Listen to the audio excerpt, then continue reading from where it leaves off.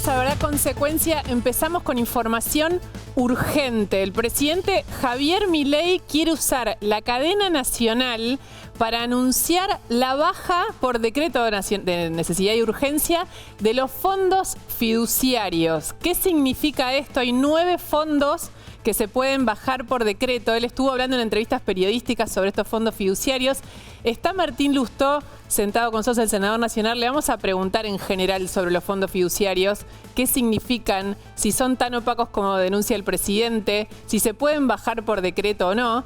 Pero ¿qué es lo que está buscando con esta decisión el presidente de la Nación? Bajar 9 por decreto, que es lo que él puede hacer, pero hay 31 fondos fiduciarios más que solo se podrían bajar a partir de una aprobación del Congreso.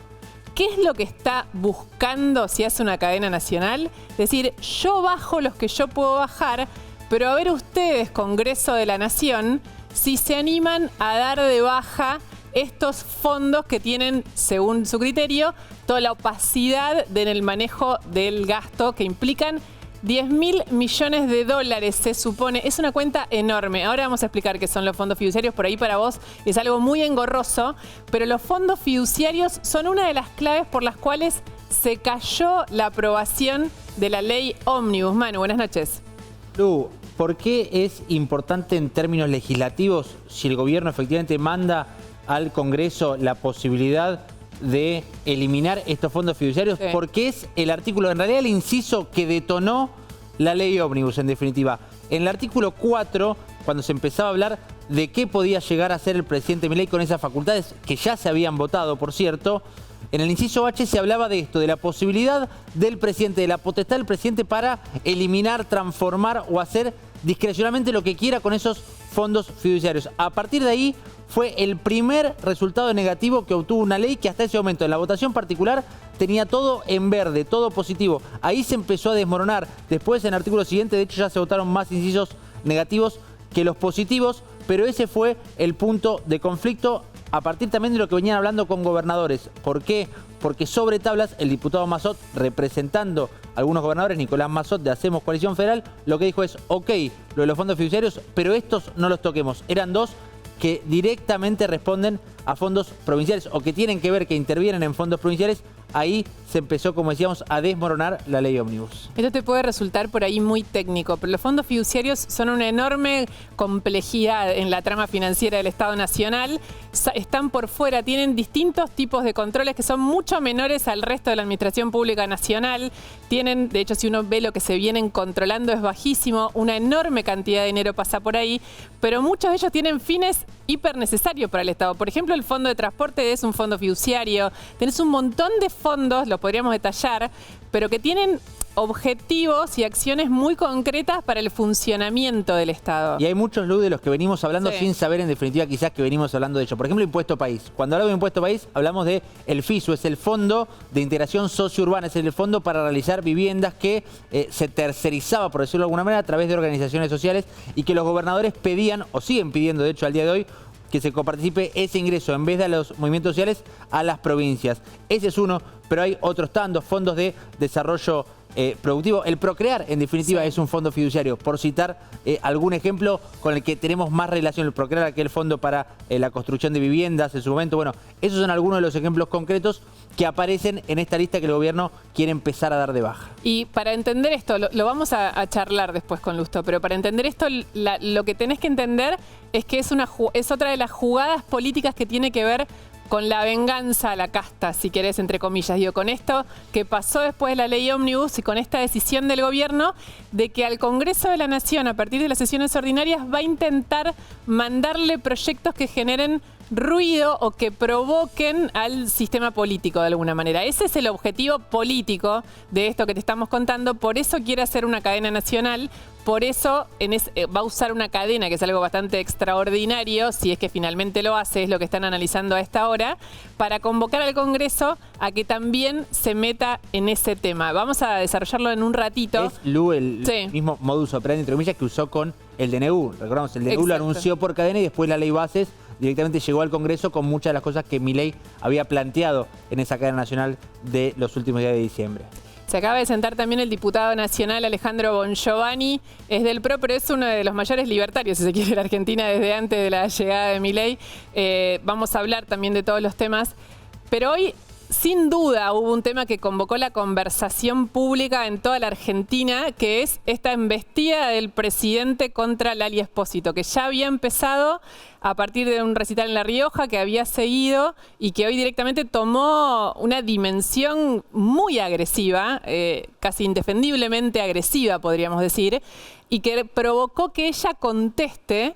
Y es interesante ver la respuesta de Lali Espósito, la colgó hace un par de horas en internet, donde lejos, si se quiere, del barro político, le responde desde el trabajo. Le responde como una artista desde el trabajo y de una persona con libertad de pensamiento, tratando de correr todo el barro político que se generó a partir del ataque del presidente de la Nación. La pregunta del millón es ¿por qué el presidente decide ir contra Lali? Él utiliza el argumento de los conciertos que ella en algunos casos hizo para distintos municipios o provincias de la Argentina. Vamos a hablar de ese tema también porque no hay que esquivarle. Está clarísimo que hay algunos municipios que gastan, en algunos casos, un dinero injustificado en recitales, pero en todo caso tenemos que mirar al político que lo lleva adelante, por qué lo hace, cuánto gasta, pero la figura en este caso de Lali Espósito es indiscutida. Por eso la pregunta vuelve, ¿por qué Lali? ¿Por qué solo Lali? Y la respuesta que buscamos hoy durante todo el día con Manu Jove es, por momentos, desopilante, diría, si no fuera porque es muy preocupante. A ver, claro, Lu, porque uno rápidamente empieza a plantear o elucubrar teorías conspirativas respecto a si al gobierno le sirve y le es funcional a sus intereses que se hable de esto en vez de inflación, algo de lo que hablamos también mucho durante el día de hoy a partir de estos ataques del presidente de Lali Espósito, o si es para evitar hablar de determinados temas que le resultan incómodos al gobierno. Bueno, lo que explican cerca del presidente es que no hay nada de eso, que hay una cuestión de estilo del presidente, que la hemos visto ya en muchas otras oportunidades con otros interlocutores, en definitiva en este caso es Lali. ¿Y por qué Lali Espósito? Se agarran rápidamente y viajan al pasado hacia aquel 13 de agosto. Milei ganó con ese ajustado margen las elecciones primarias, las PASO, y de las primeras expresiones públicas de alguien por fuera de la política fue un tuit de Lali Espósito. Qué peligroso, qué triste fue el textual, la publicación de Lali Espósito en aquel momento, que cuentan que ya ese mismo día, incluso en la algarabía del triunfo, molestó y mucho al presidente Milei, que no perdió oportunidad cada vez que hablaba de los fondos que se desembolsan para estos recitales, festivales, etcétera, de citar el caso Lali Espósito. A partir de ahí, claro, una escalada que después, desde otro punto de vista, en el gobierno dicen no es que asumen, no consideran que asumen un costo al enfrentar a Lali Espósito. Bueno, esa es una pregunta que todavía está muy abierta. ¿Qué es lo que va a pasar con esto? Ella aparte da una respuesta en la que lejos, como te decía recién, de subirse a la política o de discutir desde la política, responde desde el trabajo. Desde el trabajo de un artista y dice, yo trabajo esto de los 10 años, de hecho lo invita a ver el show. Solo le cuestiona su derecho a opinar y a pensar libremente, pero lo increíble detrás de esto es que en principio pensábamos que era una estrategia, ¿no? Una estrategia donde estaban corriendo el foco por alguna razón, donde estaban decidiendo ir solo contra Lali Espósito, y al final el camino pareciera que es solo, y por ahí yo creo que es hasta más grave, una cuestión personal.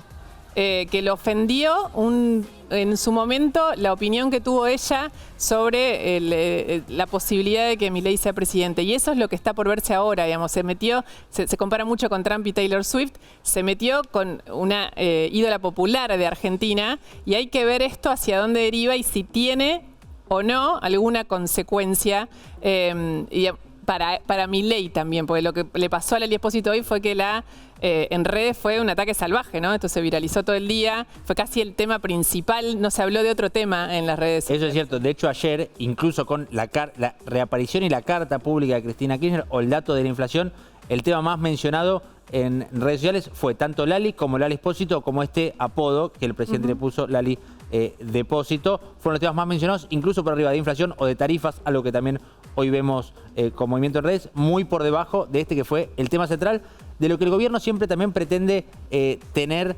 el poder de alguna manera. Sí, exactamente, que es la conversación pública, sobre todo la digital.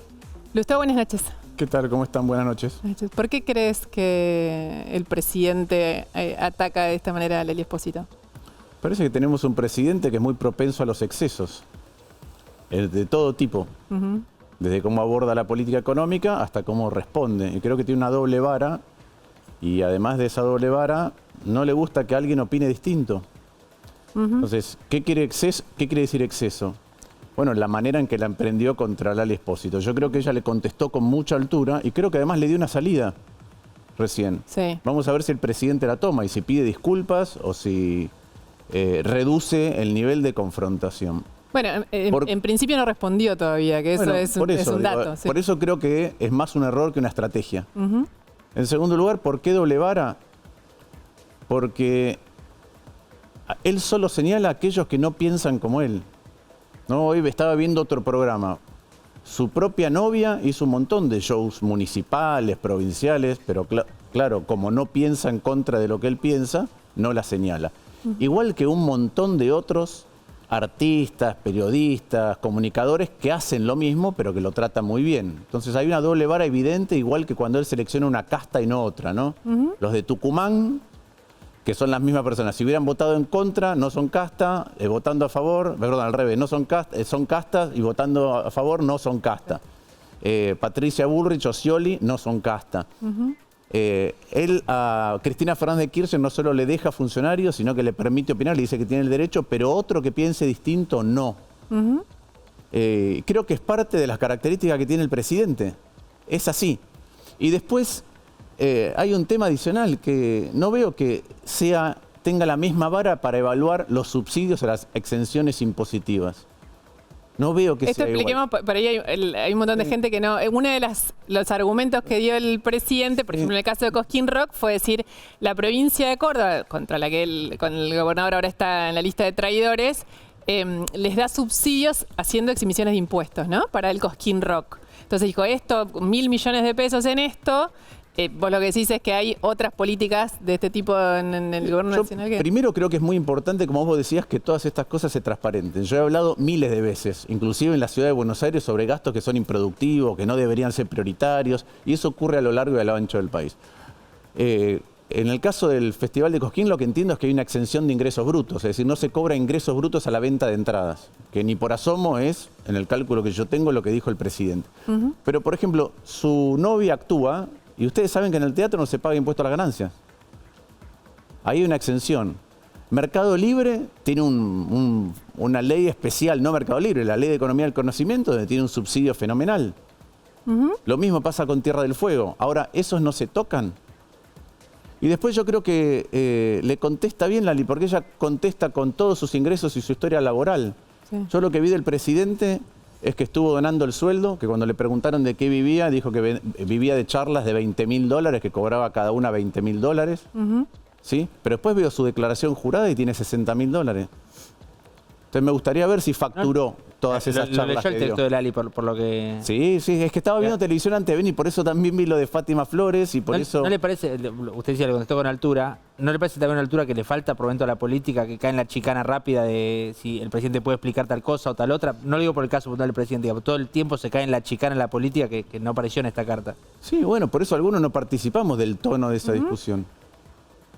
Hay otro dato sobre esto que estamos diciendo, que se monta sobre otra situación que para mí tiene mucho más que ver con la política y nada que ver con los artistas. Ahora Bruno va a contar esta historia, que es cierto que también estamos acostumbrados a ver cómo muchos, sobre todo municipios, pero también algunas provincias, gastan cantidades insólitas de dinero. Cosquín Rock es una institución que vive toda esa zona de la provincia de Córdoba durante varios meses de lo que implica el movimiento de Cosquín Rock, y eso lo podemos aplicar a un montón de festivales. Pero también, si estas discusiones pregnan, no tiene que ver con Lali Espósito, sino que tiene que ver, si se quiere, con lo que algunos municipios vienen gastando. Bruni, tenés algunos datos que algunos son brutales y que explican, creo que por qué cuando se abren estas conversaciones, insisto, no estamos hablando de Lali, sino del gasto que hace la política en esto, que es la plata de los vecinos. Así es, ¿cómo estás, Lu? Buenas noches. Mira, te traje ejemplos concretos de cómo la política gasta plata en contratos directos con artistas que tocan en sus distritos. Mira, te voy a contar el primero, que es el Calafate. Vos sabés que en estos momentos en el Calafate se está desarrollando la Fiesta del Lago, que es una fiesta habitual que se hace ahí, entre el 13 y el 17 de febrero. Sí. Mira los artistas que van a tocar. Emanero y Ulises Bueno. Hoy tiene 15. ¿no? Sí, hoy es 15, ya empezó esto. Por eso. Damas gratis Siguiendo como ahora. segundo artista. Son artistas, digamos, de primer nivel. Soledad y Capanga también van a tocar allí. Mirá los siguientes, Lucra y FMK, que son artistas, por supuesto, súper conocidos. Y el último caso, que es ¿qué personajes? Bueno, ¿querés saber cuánta plata se le pagó a cada uno de ellos? Entre 15 y 40 millones de pesos a cada uno de ellos. Estamos hablando de una cantidad total que oscila en los 200 millones de pesos solamente en la contratación y en el pago del caché de estos artistas. Por eso, la pregunta acá no es, la Sole es una artista indiscutible de la Argentina, digo, los otros algunos los conozco, otros no. Pero digo, es obvio que si toca la Sole convoca y que tiene derecho a cobrar lo que Pero les hago una pregunta, que Sí. la Sole cobre $40.000 por un recital, ¿les parece mal? Es que es lo que acabo de decir. Ah. No, que es lo que estoy diciendo en este momento. Que la Sole cobre eso. Está fuera de discusión. Es la Sole. Le trae al municipio del Calafate un montón de gente. La pregunta... La pregunta que hay que hacerse es si es prioritario en el Exacto. Es la pregunta que le estoy haciendo a esa es Bruno. la pregunta. La pregunta es prioritario en el Calafate? ¿Calafate necesita...? Porque Cosquín está claro que insisto, digo, porque es un emblema, Cosquín. Calafate es un municipio turístico. Es privado, O sea, Cosquín. tiene Calafate... Uno, Es privado, digo, el evento Cosquín Rock es un evento privado. Sí, es que en general todos los festivales, salvo Claro. los festivales o qué sé yo, las grandes carreras de moto tienen subsidio para que sucedan porque alimentan las economías de esos lugares, economía real de esos lugares.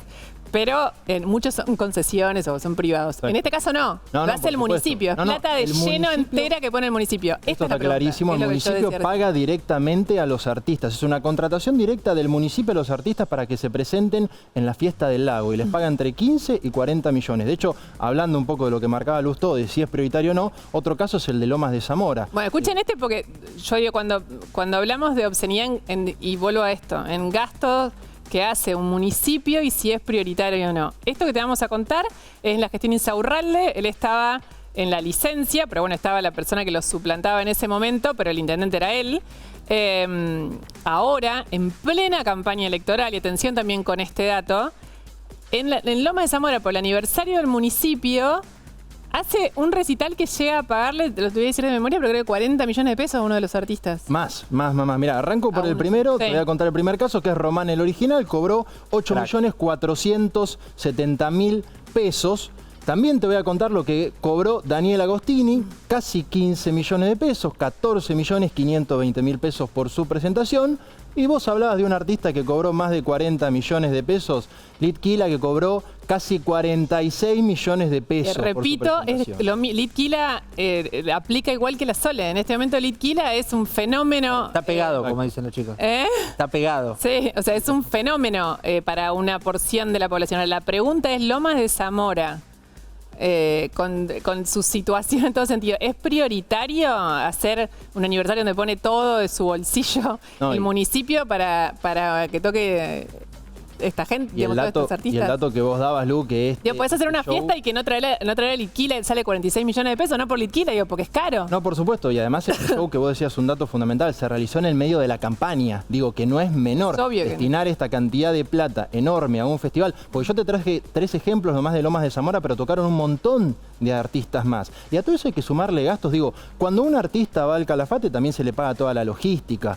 Y Lomas de Zamora además contrató muchos más artistas en el caso del festival que se realizó en octubre. La contratación llegó a valores impresionantes, muy grandes, en el medio de la campaña. Y de hecho, si no me equivoco, es un dato que estuve chequeando, una de las presentaciones, uno de los shows se realizó en el medio del viaje de Insaurralde con Sofía Clerici, en el viaje del escándalo, es decir, mientras Insaurralde estaba en Europa, se realizaba este festival millonario en Lomas de Zamora. Y tenías un dato más de La Rioja. Sí, porque bueno, a ver, todo esto comienza, como ustedes decían, ¿no? Con la pelea entre Milei y Quintela por la contratación de Lali Espósito. Bueno, en esa provincia también se realizó una contratación de la banda Turf, que cobró más de 8 millones de pesos por su presentación. No solamente el calle, sino que además en la contratación que nosotros vimos en el detalle, ahí lo que se puede ver es cuánto se pagaron de pasajes aéreos, de logística y de catering. Por eso te decía, no es solamente la contratación del artista, sino también todo el paquete completo. Vamos después a hablar con Bon Giovanni también, por supuesto, de este tema, pero me siento con Lustó. Gracias, Bruni. No, por favor. Cuando vemos estas cosas, un poco ahí está la pregunta, que es lo que yo planteaba. Para mí, los artistas están fuera de esta conversación, digamos. Son artistas populares que están contratados y que tienen claro. que cobrar lo que ellos quieran, si es que se lo pagan. en los estados municipales, pero está montado sobre esto de que de repente también la gente ve, por ejemplo, que en Loma de Zamora, en plena campaña electoral, contratan a uno de los fenómenos del momento y lo paga el municipio. Pero el intendente estaba en Marbella, ¿dónde estaba? En Mallorca, en un barco, Sí. o el ex intendente. No es sí. solo eso, digo, hay un montón de cosas. Pero vale para un montón de otras cosas en las que se gasta mal. Yo lo he dicho en la ciudad de Buenos Aires 1000 veces, con los platitos para perros, con la publicidad oficial que no da ninguna información a los ciudadanos. También vale para las granjas de troles, que financian los gobiernos, y ahora lo estamos viendo de manera muy intensa. Vale para todo. Vale para todo. Yo creo que eso es el problema. El problema de la Argentina es que el Estado gasta el doble de lo que gastaba hace 35 años y no nos da el doble de nada. Y lo que tenemos que arreglar es el Estado, no romperlo todo, arreglarlo. De igual manera que cuando vos castigás, yo lo que digo, el exceso del presidente es que cuando se enoja castiga a todos por igual. ¿Qué quiere decir castiga a todos por igual? Yo ayer tuve una reunión con 100 intendentes de distintos lugares del país. No sé, el intendente de Puerto Deseado es nuevo, después del año 87 que gobernaba el peronismo. Entonces ahora vamos a castigar a todos, inclusive a los que nunca incurrieron en estas prácticas, inclusive a los que vienen a cambiarlas. Los vamos a desfinanciar. En Puerto Deseado tenían un problema ahora de falta de gas y falta de agua. ¿Por qué? Por problemas estructurales, pero falta de agua no. Pero entonces ahora no hay ninguna ayuda. Al intendente que acaba de llegar, que insisto, me contó, por ejemplo, que entre otras cosas, en su municipio había un gabinete de manicura y de esculpido de... En Puerto Deseado. Sí. Entonces, él viene a arreglarlo. Ya me dijo, ya bajé 250 millones de pesos por mes de gasto, de que hay de pavadas por todos lados. Y a ese lo castigamos. Entonces yo digo, ahí viene la desmesura, ahí viene el exceso, ahí viene la falta de control, que en mi opinión es lo que está detrás de las reacciones como contra Lali. Cuando algo no le gusta, reacciona en exceso. Y reacciona en exceso y castiga, como castigó a gobernadores, pero no a los gobernadores, a los que viven en esas provincias. Entonces me parece que es parte de un temperamento que es peligroso, que es volátil, que genera riesgos, que genera acciones irresponsables. Ahora, en el caso de Lali eso parece estar muy claro, pero en el caso de la pelea con los gobernadores y de todo lo que... ¿Vos crees que eso es lo que está sucediendo es solo un temperamento? ¿No hay estrategia política? No, yo creo que el presidente quiere provincias que estén ahogadas. Por eso es otra cosa, no es enojo. Sí, yo creo que el presidente quiere provincias que estén ahogadas, que es algo que aprendió como lección negativa de Macri y positiva de Kirchner, que necesita poder dominar a las provincias. Ahora, cuando se pelea con un gobernador que le está poniendo como Puyaro su cuerpo con mucho riesgo al narcotráfico y se pelea con el narcotráfico y le retasea el apoyo o retasea acciones de salud, educación, recursos para salud y educación, es un presidente que prefiere, otra vez, por enojo, por disciplinamiento político, no ayudar a la solución de los problemas que tenemos en salud, en educación, en seguridad. Hablé con Miguel Lungui, intendente de Tandil. Ese es un ejemplo de un municipio bien gestionado que en los últimos 20 años se transformó. Sí. Que es un polo productivo, un polo turístico, un polo de desarrollo científico, que es un polo pedagógico y donde es el mejor ejemplo de cómo el Estado y el privado pueden trabajar en conjunto. Bueno, me contaba, tiene hospitales, destina el 40% de su gasto a hospitales, a mantener hospitales. Y me contó lo que subieron los medicamentos. Hay medicamentos que subieron 20 veces, medicamentos básicos, 20 veces. Bueno, eso es lo que yo creo que frente o por un dogmatismo o por un temperamento, hay excesos permanentes. Y eso no le hace bien ni a la resolución definitiva de los problemas y tampoco le hace bien al modo de convivencia. Digo, no entiendo por qué la paga Lali Espósito. Sinceramente, como otros. Ustedes hablaban de por qué se cayó la ley y después hablarán con Alejandro. Sí. Pero alguien no se cayó por los incisos. Porque, por ejemplo, nosotros queríamos que se dieran de baja todos, no teníamos problema, o darle las facultades para darle de baja, menos 4. Por ejemplo, hay uno que es de la trata de personas. Sí. Son $800.000 que vienen de bienes decomisados. Ese hay que darlo de baja.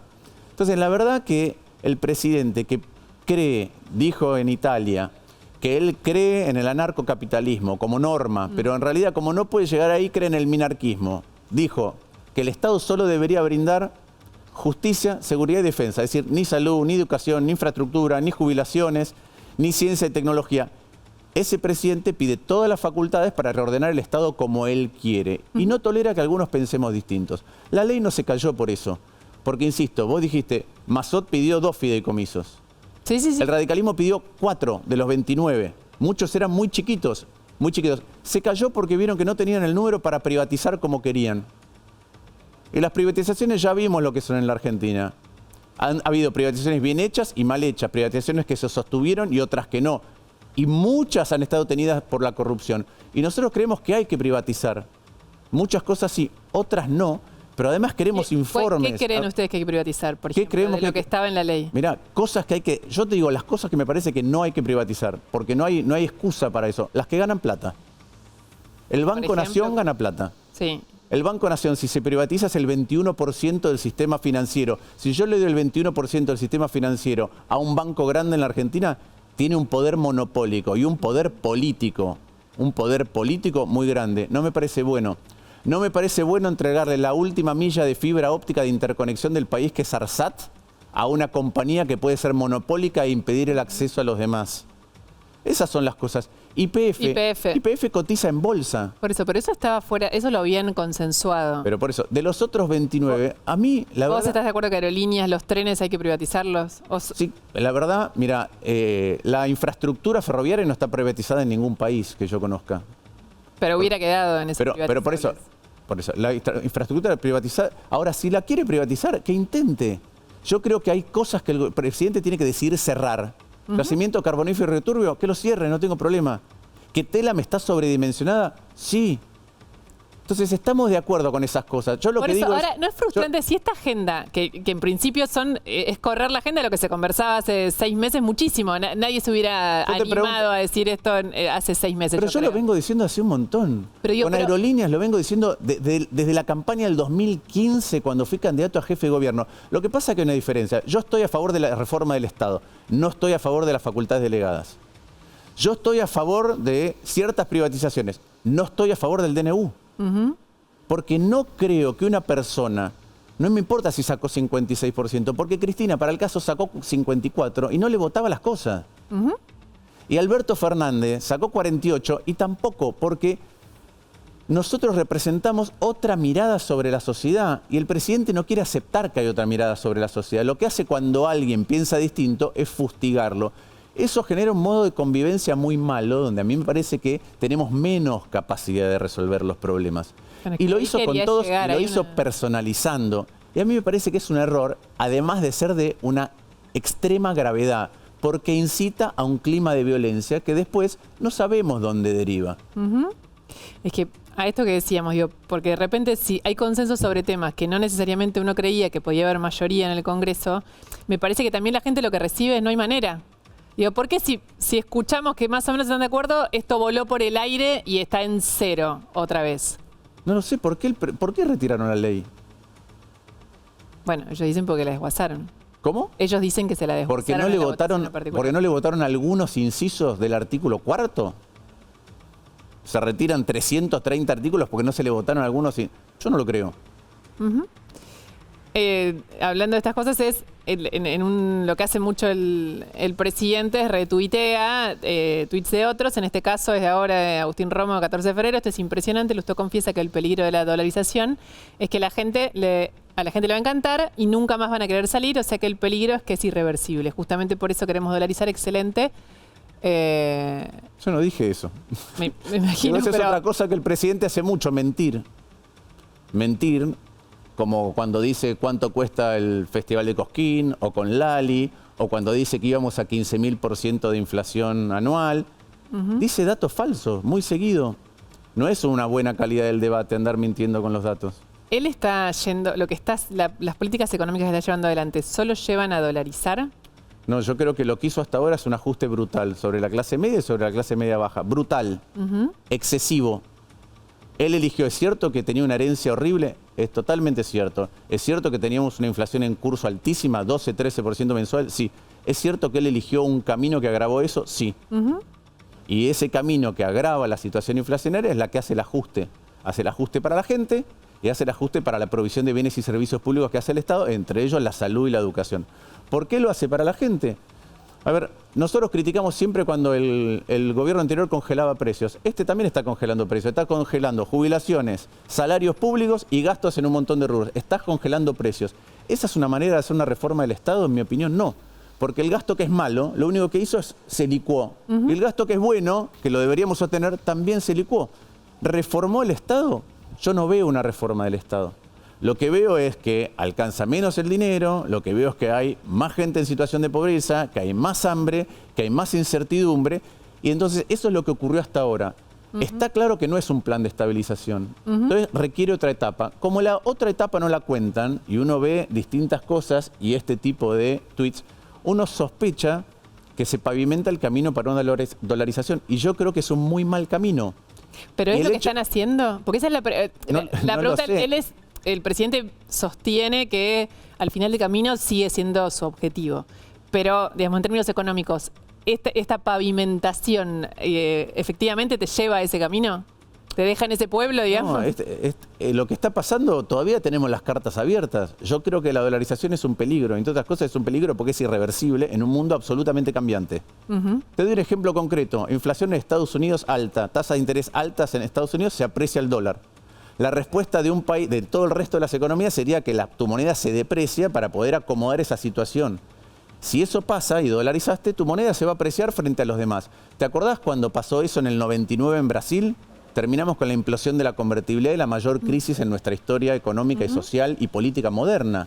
Entonces yo no creo que sea bueno que en un mundo cambiante esto sea irreversible. No creo que a Milton Friedman le hubiera dicho, uno de los ídolos del presidente, que es bueno no tener moneda. Porque hay muy pocos países, todos los países del mundo tienen su propia moneda. ¿Sí? Todos. Nosotros no. Me van a decir Europa decidieron, bueno, miren el costo que está pagando Europa por no tener flexibilidad para eso y para no poder acomodar asimetría. Miren Grecia, miren las crisis financieras. Entonces yo discrepo con este camino. Y además este camino, en algo que es cercano a vos, una de las cosas que facilita mucho la dolarización, en el caso como en Ecuador, ¿sí? Y en Argentina, que tenemos leyes que están bien, de control de lavado de dinero, pero acción muy mala, porque la UIF no tiene ni el volumen ni la capacidad de procesar, ni ha tenido la impronta de hacerlo. La verdad es que si vos vas a dolarizar, tenés leyes que parecen buenas, pero en la práctica no las controlás, es un camino abierto para el narcotráfico. ¿Por qué? Porque esa es una mercancía que se compra y se vende en dólares. Y encima, dentro de la ley, que nosotros... Es una de las cosas que dijimos que no. Había la posibilidad de blanquear hasta $100.000 en efectivo sin hacer ninguna acción. Vos decías que los tenías y ya está. Imagínate eso para el narco. Lo hizo Kirchner y lo hizo Macri también. No, blanqueo así, no. Y ahora voy al blanqueo como estaba. Entonces, primero, menos de 100.000 pagabas cero. Y lo único que tenías que decir era que lo tenías. Imagínate los narcos. Acción penal. Residentes fiscales del exterior podían blanquear en la Argentina. Se toleraba la figura del testaferro. Podía blanquear bienes que no tenía mi nombre. Y además el blanqueo, si tenías más plata, podías pagar 5%. Estamos diciendo que hay ajuste a los jubilados, que hay ajuste a la educación, que hay ajuste a la salud, ¿sí? Pero a un grupo selecto, ¿sí? Que no vienen pagando impuestos en nuestro país, iban a poder blanquear al 5%. Vos hoy tenés plata afuera, ¿sí? Y te rinde 5% en un plazo fijo. Quiere decir que yo con un año pagaba todos los impuestos atrasados.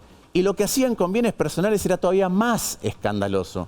Porque vos, 5 años del 0,75, eso te daba 3,75. Vos pagabas 3,75, es decir, menos de lo que te rendía un plazo fijo en un año en Estados Unidos. Cancelabas 5 años de impuestos a los bienes personales, congelabas tu patrimonio, es decir, no tenías más que pagar más si crecía tu patrimonio, y además congelabas tu situación legal fiscal por 30. Insisto, mientras a los jubilados había un ajuste. Sí. Bueno, eso a mí me parece que esa es una decisión de una casta más chica. Te digo, a mí el régimen de bienes personales me venía bárbaro. ¿Por qué? Porque yo declaro bienes personales, hubiera pagado mucho menos. Pero es una vergüenza en este contexto que esté pasando eso. Y eso es una decisión de un grupo específico que dice, bueno, hay un sector al que a nosotros nos gusta. Entonces, si vos defendés a los desesperación por los dólares? No, pero entonces tenés una desesperación por los dólares, ponele otra tasa. Cuando Cristina Fernández de Kirchner o Alberto Fernández que nadie lo trae, ponían un impuesto extraordinario al patrimonio, lo hacían en un contexto en el cual había COVID, todos los activos habían caído, había reperfilado la deuda, había una reestructuración de deuda era un desastre porque vos habías perdido plata y te decían que tenías que pagar sobre tu patrimonio. Sí. Ahora es exactamente al revés. Vos ganás y te dice que tenés que pagar menos de lo que ganás. En este contexto, mientras hay ajuste a todo el resto de la sociedad, yo tengo el derecho a pensar que esas no son mis prioridades. Como vengo diciendo que quiero otro Estado y que quiero un Estado que sea, quiero una sociedad moderna y de iguales, ni moderna para pocos, ni de iguales en la mediocridad. Quiero un Estado que sea eficaz y sea sensible. Y como vengo diciendo eso de hace mucho, tengo el derecho de pensar de que la gente que nos votó a nosotros quiere que defendamos eso.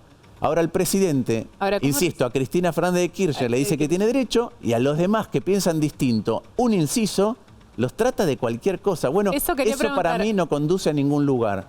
Hay dos cosas. Una es que es un presidente que ganó con el 56% de los votos, pero que no tiene, porque no proviene de un partido político de antes, una mayoría, un componente, una base política en el Congreso ni en los gobernadores que le permita lo que él está proponiendo llevarlo adelante si no tiene alianzas y cooperaciones. Digo, si en ese contexto, ¿cómo haría para gobernar entonces si no logra...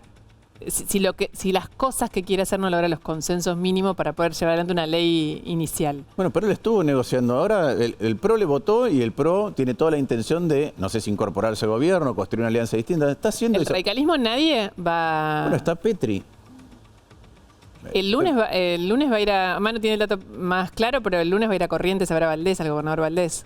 Me parece que es muy bueno que viaje a las provincias. Es radical para me parece muy bueno que viaje a las provincias porque no ha viajado a las provincias. Pero justo viajó a una provincia que tiene un gobernador radical. Está buscando atraer a una... Y la verdad que me gustaría que vaya a verlo a Puyaro, me gustaría que vaya a verlo a Cornejo, me gustaría que vaya a verlo a Rogelio Frigerio, me gustaría que vaya a ver la realidad de las provincias. No, pero sin duda, pero la búsqueda política es romper al radicalismo porque vos sos el presidente del Partido Radical.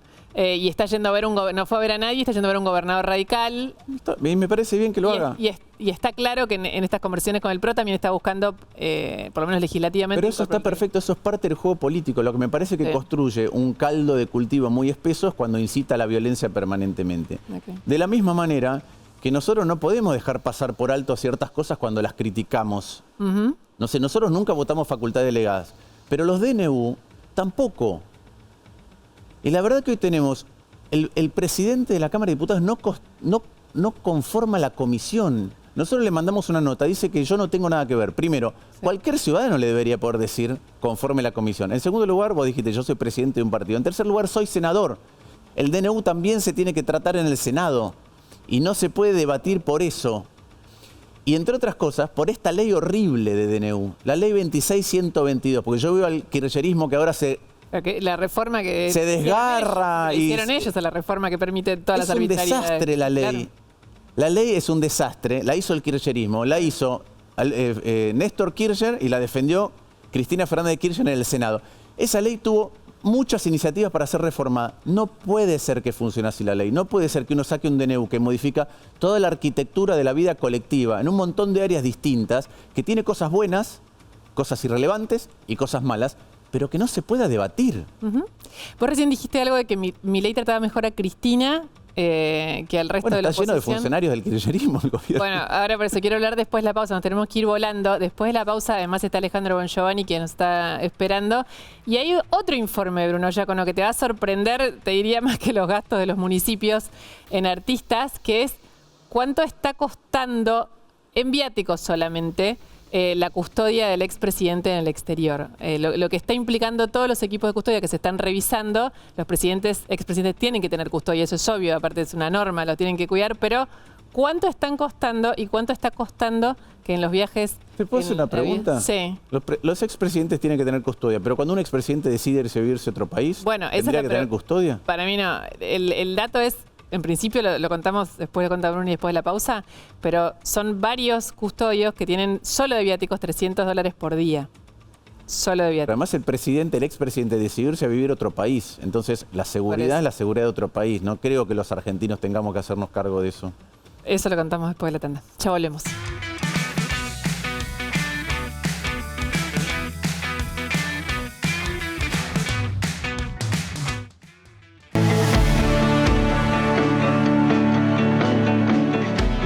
El Trus Joyero Relojero reabrió sus puertas en la esquina de Callao y Quintana, Recoleta.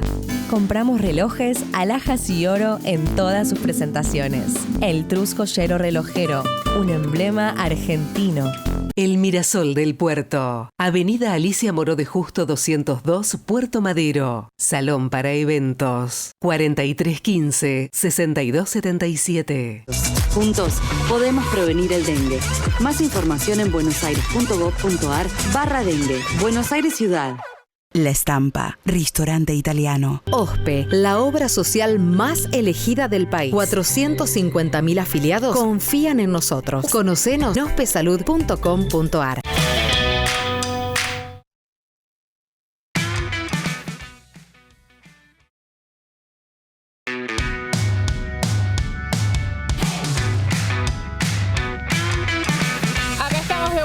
Consecuencia, está Alejandro Bongiovanni, diputado nacional, sentado. Vamos a hablar con él un ratito. Sigue Martín Lustó y Bruno tiene estos datos que te van a poner nervioso, me parece. A ver, Lu, el gobierno de Milei tiene en la mira a la cantidad de custodios que tienen los expresidentes. Y se vienen recortes. Te voy a mostrar la cantidad de agentes que tiene cada uno de los expresidentes. Vamos a arrancar por Cristina. Mira, tiene 120 agentes de la Policía Federal que la custodian para ella y para la familia. Eso representa solamente en sueldos 156 millones de pesos, a los que además se les tienen que sumar 20.000 pesos de viáticos para aquellos agentes que estén asignados al sur, al Calafate y a Río Gallegos. Y mirá este dato. ¿Sabes la cantidad de autos que tiene asignada la custodia de Cristina? 20 autos. En el caso de Cristina, por el atentado, naturalmente esto se volvió mucho más impactante el despliegue de custodia. La pregunta es, ¿es necesario 120? Va a haber un recorte. ¿Por qué razón tanto y tanta...? Va a haber un recorte, me dicen que no es importante, pero va a haber un recorte de la custodia de Cristina. Vamos a pasar al caso de Alberto, porque acá hay un dato que es para prestarle atención. Alberto tiene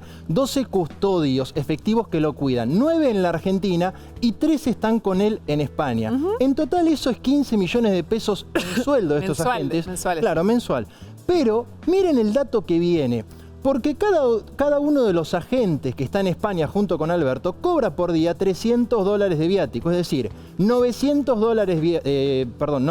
dólares diarios, que si se lo multiplica por 30 da $27.000 mensuales solamente de viático para los 3 agentes que custodian a Alberto Fernández, que tiene un auto asignado, pero que está, por supuesto, en la Argentina. Y por último, rápido te cuento, Mauricio Macri, que tiene 30 agentes asignados que representan algo así como 39 millones de pesos de sueldos, no quería equivocarme en el dato, y además, por supuesto, para aquellos agentes que estén asignados a el sur, porque también Macri viaja a Villa Langostura, se les paga 20.000 pesos de viáticos por día. Macri tiene 2 camionetas asignadas para sus custodias. Bueno, estos son los gastos, los números que el gobierno de Milei tiene en la mira, y se vienen recortes para la custodia de Cristina. Ahí está, gracias Bruni. Lustó, última pregunta. No sobre esto, sobre lo que decíamos antes. Cristina Kirchner publicó una carta el miércoles, ayer, hablando como un foco económico, pero sin ser todo lo... No quiero decir la palabra agresiva, pero digamos, sin embestir contra Milei con el volumen que esa misma carta tiene contra Macri y contra Caputo. Y viceversa, ¿no? Porque Milei contestó como con mucho respeto a Cristina. ¿Qué hay en esta relación? El presidente tiene un trato muy diferencial con la expresidenta y con muchos del kirchnerismo. No sé por qué. Me preguntás a mí, no sé por qué. Y por otro lado tiene excesos y exabruptos con un montón de otra gente. Y me parece que otra vez que no está creando un buen clima, que es un problema grave. Pero no le encontrás explicación a eso. Bueno, todavía tiene, no sé si por decisión, por incapacidad, por falta de cuadros o por algún tipo de acuerdo, tiene un montón de funcionarios del gobierno anterior dando vueltas, un montón, en todas las áreas. Muchísimas gracias. Gracias a vos. Martín Lustó, gracias Bruni. Vamos a conversar con Alejandro Bongiovanni. Él es diputado, no sé en qué canal está, estoy por acá. Es diputado nacional del PRO, entró en diciembre, él forma parte de la Fundación Libertad, que es una fundación que promueve el liberalismo, debe ser de las más importantes en Argentina, ¿no? Por lejos. América Latina también. Bueno, tampoco exageremos. Tampoco hay tantas, tampoco hay tantas. Pero bueno, la ves conocer porque además Mario Vargallosa suele venir a disertar cuando hacen los eventos. A partir de ahora es diputado nacional, es del PRO, no es del bloque libertario. Primera pregunta, tema Lali. Espósito, ¿te incomoda o estás de acuerdo con esta manera de abordar? Te voy a ser completamente honesto. Medio que lo veo por arriba, yo soy muy de discriminar temas. Sí. De hecho, y esto por supuesto es irrelevante, pero ni siquiera, no sabía ni quién era Lali, Tini, Trueno, Thunder, no sé qué. No escucho música posterior. Difícil, pero está bien, ok. No, pero es así, digamos. Tengo un prejuicio musical que lo mantengo. Ahora, digo, nunca me interesó demasiado la opinión de los artistas, si no, no escucharía mucho a Fito Páez de nuestra ciudad, que me gusta muchísimo. Entonces digo, lo que dice Lali sobre el presidente me resulta muy relevante y no me parece... Muy irrelevante. Sí, y lo que dijo Lali sobre el presidente, digo, está en su derecho, es músico. Por eso, claro. Puede decir lo que quiera, y yo tampoco me parece que el presidente... Tampoco me parece importante lo que diga Lali sobre lo que dice sobre él mismo, digamos. Pero está bien que un presidente vaya tan fuerte contra un artista que solo dijo probablemente su opinión. Probablemente no. Y probablemente lo haga parte de un desborde del presidente. Ahora, relaciono esto con las reformas. Sí. Digo, no perdamos el norte, que esto no se trata de Milei. Esto es más grande que Milei. Esto no se trata ni de Milei, ni de Cristina, ni de Patricia, ni de Mauricio. Digo, la Argentina tiene un problema. El otro día repasaba. La República Corporativa de Jorge Bustamante, que no es precisamente un neoliberal, es de 1988. El país al margen de la ley de Carlos Nino es de 1991. Estamos igual o peor. Igual o peor. Entonces viene este muchacho, que es verdad, que tiene desbordes, que preferiría que no los tenga. Ahora, no es el problema principal. No me interesa la sensibilidad del presidente como le interesaba a Lustó. Que tiene que administrar el destino de por supuesto, país pero me parece que tiene una pulsión reformista que no solo es necesaria, digo, no hay otra alternativa. Entonces, empujemos todo a las reformas y después en el camino, si esos desbordes se convierten en un problema grave, lo moderaremos. Hay anticuerpos, por suerte, mirá, hay bloques que te dicen, che, no seas tan... desbordado, la prensa funciona bien y le pueden criticar. En su derecho de por supuesto, todo, digamos. Pero lo que digo es que estos temas que son divertidos y demás, y de nuevo, no son que graves. los artistas... Yo no creo que sea divertido, ¿Cuán grave es comparado con los problemas que tenemos? O sea, si vos me decís, pero entonces con ese criterio, digamos, elegís un presidente... Si esto amedrenta gente que quiere opinar en contra porque siente que se le viene el mundo encima y son artistas... A Lali no se le está viniendo el mundo encima, tiene la suficiente espalda... Tiene suficiente espalda como para... Imagínate a alguien que no es Lali. Totalmente, ¿Qué opina? pero te digo, de nuevo, no estoy defendiendo esto. Lo que estoy diciendo es, no perdamos el eje de los problemas. Yo preferiría un Milei sin esto, preferiría un Milei sin esto, sí, pero no es beneficio inventario. Nos tocó este Milei que viene con estos problemas.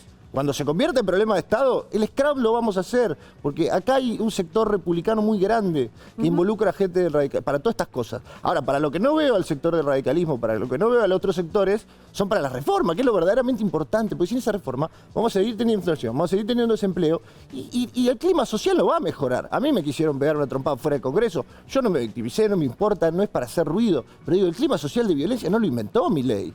La cosa estamos en una olla muy caliente y nos estamos preocupando por lo que opina Lali en Cosquín Rock. Digo, pero porque el presidente. Totalmente, pero con esto estoy cuestionando. No fue Lali la que estoy cuestionando también, digo, los presidentes a gobernar, los músicos a hacer música, digamos.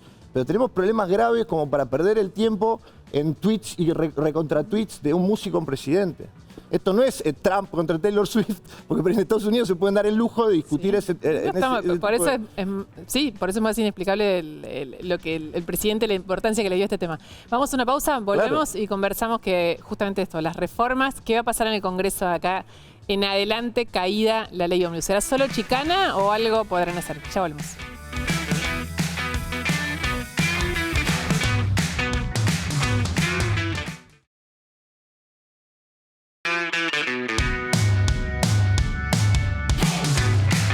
Acá estamos de vuelta. Antes con Lustó conversábamos sobre la carta de Cristina Fernández de Kirchner que publicó esta semana y también sobre, hay un trato que en sí mismo no tiene que ser un problema, pero te hago la pregunta. ¿A vos te parece que Milei tiene la misma vara con la expresidenta que con el resto de la oposición? Cuando viste la carta de Cristina y la respuesta de Milei. No sé, no he notado mucha diferencia. La carta de Cristina, al manifestarse con esa carta, lo hizo de una manera un poco más alta retórica y le contestó en el mismo tono. No veo alguna diferencia. La carta, honestamente, no la leí 30 páginas 33. de Cristina, 33. 33. A Coase le dieron un premio Nobel de Economía por un trabajo que llamaba La naturaleza de la firma y tenía 25. Imagínate, voy a leer 33 páginas de Cristina. Bueno, está bien. Hace un diagnóstico histórico sobre la economía, después hace sobre la actualidad y después hace unas conclusiones. En general la gente fue derecho a las conclusiones. A las conclusiones, sí. No sé si las habías leído. Hay otro de los temas políticos de este momento que se está cocinando y que tiene definición abierta, es esto de la confluencia, ¿cuál es la palabra que se está usando mucho? Entre el gobierno... No, sí, pero hay otra palabra que ahora no me viene a la cabeza. Pero es esto, la confluencia entre el gobierno y la parte y el PRO y, según los intereses de algún sector del gobierno, alguna parte del radicalismo. ¿Vos creés que en el Congreso tiene que haber un interbloque que los una? De nuevo, yo creo que esto, más allá de oficialismo, oposición, no hay alternativa a las reformas. Bueno, pero en ese caso esto sería necesario para que tenga una mayoría. Yo estoy muy contento con lo que hizo el PRO en el tratamiento de la ley Ómnibus, porque le puso mucho estudio, le puso mucha política y le puso, a mi entender, los mejores discursos para defender la ley Ómnibus. La ley Ómnibus, cuando uno saca... Perdón, te interrumpo un segundo. ¿El bloque libertario fue igual de eficaz en eso que el PRO? Bueno, no sé cuánto, o sea, yo sé lo que veo. Por eso, de lo que vi. De lo que vi, los mejores discursos en defensa de la ley tuvieron en nuestro bloque, por mucho, digo. ¿Y el PRO se va a seguir manejando así? ¿Unificado con esos 37 diputados? Siempre que estemos hablando de reforma, yo no veo ninguna otra alternativa para nosotros, porque de nuevo, esto no se trata de si te simpatiza mucho o poco Milei. Se trata de que no hay alternativa que las reformas. No hay ninguna alternativa que hacer reformas que antes eran necesarias y ahora son necesarias y urgentes. Entonces digo, a mí, más allá del PRO y la Libertad Avanza, me interesa saber qué va a hacer este grupo, este interbloque de depende, digamos, que son los que te dicen, depende. Digo, pongo una regla media jurídica, indubio pro reforma. O sea, tenemos que, ante la duda, hay que estar a favor de la reforma. Después vemos todas las cosas. Pero el gobierno no va a volver a mandar la ley Ómnibus. Bueno, está bien, pero el 1 de marzo hay sesiones, empiezan las sesiones ordinarias y presentaremos muchos de esos artículos en forma de otras leyes. Lo van a hacer ustedes, por eso lo van a hacer ustedes. Por supuesto, y quizás lo hace también la bancada libertaria. No, la bancada libertaria sería más natural, pero ustedes son oposición. Pero ¿cómo? A ver, uno ve el articulado de la ley Ómnibus y saca lo fiscal que lo hizo el Ministerio de Economía y lo electoral que lo hizo Francos, el Ministerio del Interior, y todo el otro lo armó Sturzenegger con su equipo, lo armó una persona del PRO para Juntos por el Cambio. O sea, el tema es que no ganamos las elecciones, pero ¿cómo le vamos a sacar el cuerpo a reformas que nosotros hubiéramos empujado? Entonces digo, el presidente es una persona muy audaz, no exento de desbordes, que preferiría que no tenga, pero tenemos que aprovechar esa audacia para impulsar las reformas. Acá no se trata de Milei, no se trata de Macri, no se trata de Patricia, se trata de cómo hacemos la agenda de reformas. No hay otra alternativa. Por eso me preocupa tanto cómo especulan con, me gustaría que el presidente sea más sensible. Bueno, sí, a mí también me gustaría que sea más educado, lo que sea. Pero una cosa no es de medio de la otra, nos tenemos que ir porque son las 11. Ok, perfecto, me callo. No está. Muchísimas gracias por venir. Gracias a vos. Manu Jove, felices vacaciones, se va, está al aire hace como 50 años, Manu Jove, desde que empezó la campaña electoral no salió del aire. No tenía bigote cuando... Exacto, no tenía bigote, 10 años menos tenía. Y ahora se toma unas merecidas vacaciones. Y la semana que viene también vuelve Maru Far, vamos a estar las dos lo que queda del año. Los esperamos el jueves que viene a las 10 de la noche. Va a ser un programa especial, ya van a saber por qué. Chau, hasta el jueves, que descansen, que estén bien.